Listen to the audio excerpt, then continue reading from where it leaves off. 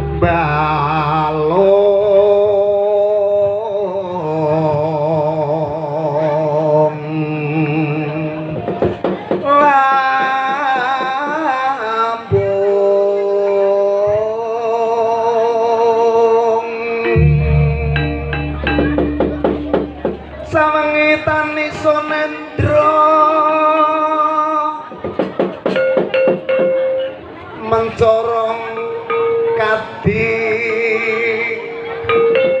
surya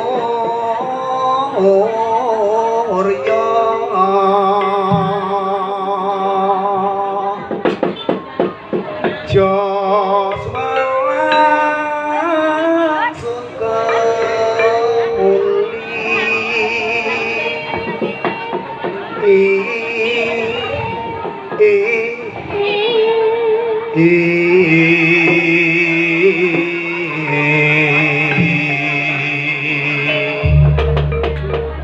kowe tresno aku tresno jumbuhno katresnani